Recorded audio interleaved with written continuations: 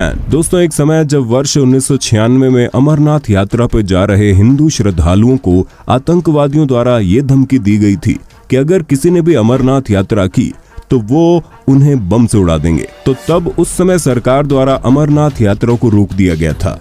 लेकिन क्या आप सभी को पता है कि इस धमकी के बाद महाराष्ट्र से बाला साहेब ठाकरे की आवाज उठी थी और उन्होंने आतंकवादियों को ये चेतावनी दी थी, अगर इस यात्रा में किसी भी हिंदू श्रद्धालु ने अपनी जान गंवाई तो महाराष्ट्र से हज के लिए जाने वाली कोई भी फ्लाइट उड़ान नहीं भर पाएगी। आपको जानकर आश्चर्य होगा कि बाला साहेब की इस धमकी के बाद आतंकवादियों में हलचल मच गई, क्योंकि उस समय हज पर जाने वाली सारी फ्लाइट्स मुंबई से ही उड़ान भरती थी। खैर, जो भी हो, इस धमकी का असर कुछ यूं हुआ कि अगले ही दिन अमरनाथ यात्रा एक बार फिर से शुरू हो गई, जो दिखाता है कि बाला साहेब कितने ज्यादा शक्तिशाली थे। नंबर 9। दोस्तों, बाला साहेब ठाकरे भले ही राजनीति में किसी पद पर ना रहे हों, पर सच्चाई तो यह है कि उन्होंने बिना किसी पद पर रहते हुए भी महाराष्ट्र की राजनीति को अपनी मुट्ठी में कर लिया था, क्योंकि शिवसेना के गठन के कुछ साल बाद से ही महाराष्ट्र की राजनीति की धुरी बाला साहेब के इर्द गिर्द ही घूमती थी। अपनी बेबाकी के लिए मशहूर बाला साहेब देश के अन्य नेताओं से अलग थे, क्योंकि उनकी नीतियां सभी से अलग थी। शायद ही आपको इस बारे में मालूम हो कि वो जर्मन तानाशाह एडोल्फ हिटलर के बहुत बड़े प्रशंसक थे और वो समय समय पर उनके काम की तारीफ भी किया करते थे। इतना ही नहीं, उनका मानना था कि भारत को अगर इस दुनिया में महान बनना है तो हमारे देश को भी हिटलर की तरह ही एक तानाशाह की जरूरत है, जो कि बिना किसी राजनीतिक दबाव के भारत पर शासन कर सके। खैर, उन्होंने ये तो कभी नहीं माना कि वो हिटलर की तरह है, पर उनके स्वभाव पर आप गौर करेंगे तो पाएंगे उनकी कुछ आदतें हिटलर से मेल खाती हैं। नंबर 8। इतना तो आप सभी जानते होंगे कि बाला साहेब ठाकरे हर वक्त अपनी बेबाकी के लिए मशहूर थे और वो अक्सर हिंदुओं के पक्ष में बयान दिया करते थे। लेकिन एक बात आप नहीं जानते होंगे कि हिंदुओं के प्रति उनके इसी प्रेम के चलते उन्हें 28 जुलाई 1999 को इलेक्शन कमीशन ऑफ इंडिया द्वारा 6 साल के लिए न सिर्फ चुनाव लड़ने से बैन कर दिया गया था, बल्कि उनसे उनका वोट डालने का अधिकार भी छीन लिया गया था, क्योंकि चुनाव आयोग के अनुसार वो धर्म के आधार पर वोट मांगा करते थे, जो कि चुनाव के नियमों के सख्त खिलाफ था। हालांकि जब वर्ष 2005 में उनके ऊपर से बैन हटा लिया गया तो तब उन्होंने पहली बार साल 2007 में बीएमसी के चुनाव के दौरान वोट डाला। नंबर 7। दोस्तों, भले ही बाला साहेब की विचारधारा कांग्रेस की विचारधारा के विपरीत हिंदूवादी रही हो, पर इस बात में भी कोई दो राय नहीं है कि बाला साहेब ठाकरे कांग्रेस की तत्कालीन प्रधानमंत्री श्रीमती इंदिरा गांधी के बहुत बड़े प्रशंसक थे, क्योंकि उनका मानना था कि अगर इंदिरा गांधी न होती तो तब पाकिस्तान से अलग होकर बांग्लादेश कभी अलग देश नहीं बन पाता। यही कारण था कि वो इंदिरा गांधी को देश का अब तक का सबसे बेहतरीन प्रधानमंत्री माना करते थे। इतना ही नहीं, इंदिरा गांधी द्वारा दिनांक 25 जून 1975 को देश में लगाए गए आपातकाल को जब हर जगह विरोध हो रहा था, तब बाला साहेब ही इकलौते ऐसे व्यक्ति थे जिन्होंने उस समय इंदिरा गांधी द्वारा लगाए गए आपातकाल का सपोर्ट किया था। हालांकि इसके बाद सन 1978 में हुए महाराष्ट्र असेंबली इलेक्शन में शिवसेना को करारी शिकस्त झेलनी पड़ी थी, क्योंकि महाराष्ट्र के लोगों को बाला साहेब का ये फैसला पसंद नहीं आया था।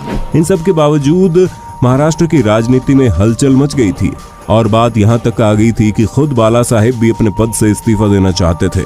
खैर, जो भी हो, पर बाद में उन्होंने किन्हीं कारणों के चलते इस्तीफा नहीं दिया था। नंबर 6। दोस्तों, आप सभी को इतना तो मालूम ही होगा कि अयोध्या में श्री राम जन्मभूमि पर जिस जगह मंदिर बन रहा है, वहाँ एक समय आक्रमणकारी बाबर द्वारा मस्जिद बनवा दी गई थी, जिसे 6 दिसंबर 1992 को हिंदू, सिख और जैन धर्म के लोगों द्वारा गिरा दिया गया।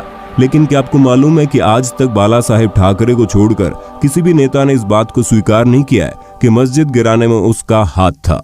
बाला साहेब ने उस समय न सिर्फ मस्जिद गिराए जाने की तारीफ की थी, बल्कि ये भी बेबाकी से कहा था कि उन्हें गर्व है कि बाबरी मस्जिद को गिराने में उनके शिव सैनिकों ने अहम योगदान दिया है। नंबर 5। इस बात में कोई दो राय नहीं है कि बाला साहेब ठाकरे भारत की बहुत ही जानी मानी हस्ती थे, जो कि अपने एक इशारे पर महाराष्ट्र में कुछ भी करा सकते थे। अब जब वो इतनी बड़ी हस्ती ही थे तो तब उनका मानना था कि उन्हें कभी किसी की मदद की जरूरत नहीं है, और शायद यही कारण है कि वो कभी भी किसी से भी मिलने नहीं जाते थे।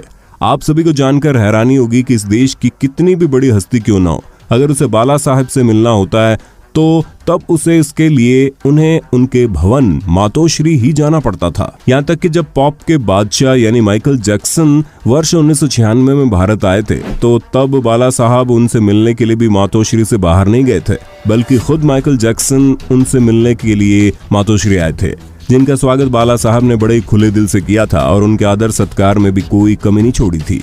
नंबर 4, दोस्तों ये बात सच है कि ठाकरे परिवार शिरडी साईं बाबा के प्रति गहरी श्रद्धा रखता है, पर इस बात में भी कोई दो राय नहीं है कि बाला साहेब ने उस समय महाराष्ट्र सरकार के उस फैसले की आलोचना की थी जब उसके द्वारा शिरडी साईं बाबा मंदिर में साईं बाबा की मूर्ति के लिए लगभग 22 करोड़ रुपए खर्च करने का ऐलान किया गया था। अब आपके मन में ख्याल जरूर आ रहा होगा कि आखिर उन्होंने ऐसा क्यों किया था। वेल, इसके पीछे का कारण ये था कि किसानों के प्रति उनकी गहरी संवेदना थी और जिस समय सरकार द्वारा ये फैसला लिया गया था तब उसी समय महाराष्ट्र में किसान आत्महत्या कर रहे थे। दोस्तों यही कारण था कि उन्होंने इस फैसले पर सरकार की आलोचना की थी, क्योंकि उनके हिसाब से ये पैसा गरीब किसानों के हित में जाना चाहिए था जो कि कर्ज के कारण आत्महत्या कर रहे थे। नंबर 3, दोस्तों क्या आप सभी को पता है कि एक समय जब संजय दत्त टाडा केस की वजह से अपनी जिंदगी के सबसे मुश्किल भरे दिनों में चल रहे थे, तो तब उस समय बाला साहेब ने ही उनकी हर संभव मदद की थी, क्योंकि उनके हिसाब से संजय दत्त बेगुनाह थे, जिसे किसी षड्यंत्र के तहत फंसाया गया था। शायद यही कारण था कि उस समय जब कोई भी संजय दत्त की मदद के लिए आगे नहीं आ रहा था, तो तब बाला साहब ने संजय दत्त के कंधे पर हाथ रखा था और कहा था कि वो जल्द ही उन्हें जेल से छुड़ा लेंगे। आज भी ऐसा माना जाता है कि संजय दत्त को छुड़ाने और उनकी सजा कम कराने में बाला साहेब का अहम रोल था, जिसे खुद संजय दत्त भी स्वीकारते हैं। नंबर 2, दोस्तों क्या आपको पता है बाला साहेब ठाकरे अमिताभ बच्चन के बहुत ही बड़े प्रशंसक थे। उनके और अमिताभ के बीच बहुत ही अच्छी बॉन्डिंग थी। इसका अंदाजा आप इसी से लगा सकते हैं कि एक बार जब कूली फिल्म की शूटिंग के दौरान अमिताभ बच्चन घायल हो गए थे, तो तब बाला साहब ठाकरे उनसे मिलने अस्पताल गए थे और अमिताभ के लिए उपहार स्वरूप खुद के द्वारा बनाई गई एक पेंटिंग भी ले गए, जिस पर लिखा था यमराज की पराजय हुई। आज अमिताभ बच्चन भी उनको याद करते हुए इस बात का जिक्र जरूर करते हैं, जो दोनों के बीच के घनिष्ठ संबंध को दर्शाता है। नंबर 1, बाला साहेब ठाकरे को हम सभी हिंदूवादी नेता के तौर पर जानते हैं, क्योंकि उनका हर कदम हिंदुओं और देश के हित में रहता था। लेकिन इन दोनों चीजों के अलावा अगर कुछ उनके लिए कुछ जरूरी था तो वो था महाराष्ट्र, क्योंकि वो स्वयं एक मराठा थे। दोस्तों आप सभी को याद होगा कि अगर कोई भी इंसान महाराष्ट्र के बारे में कुछ भी गलत बोलता था, तो तब बाला साहब ही इकलौते ऐसे इंसान थे जो सबसे पहले उसकी खिलाफत करते थे, क्योंकि वो अपनी जन्मभूमि के बारे में कुछ भी गलत सुनना बर्दाश्त नहीं करते थे। इस बात का अंदाजा आप इसी से लगा सकते हैं कि वर्ष 2009 में जब सचिन तेंदुलकर ने बयान दिया था कि मुंबई शहर सभी भारतीयों का है, तो तब इस पर भी बाला साहब भड़क गए थे और उन्होंने कड़े शब्दों में भारत रत्न सचिन तेंदुलकर की आलोचना कर दी थी, क्योंकि उनका ऐसा मानना था कि महाराष्ट्र पर सबसे पहले मराठी जनता का अधिकार है। तो दोस्तों ये थे बाला साहब ठाकरे के जीवन से जुड़े कुछ चर्चित किस्से। आपको इनमें से कौन सा किस्सा सबसे ज्यादा पसंद आया हमें कमेंट करके जरूर बताना। और हाँ, जाते जाते वीडियो को लाइक, चैनल को सब्सक्राइब और वीडियो को शेयर करना बिल्कुल मत भूलना। धन्यवाद।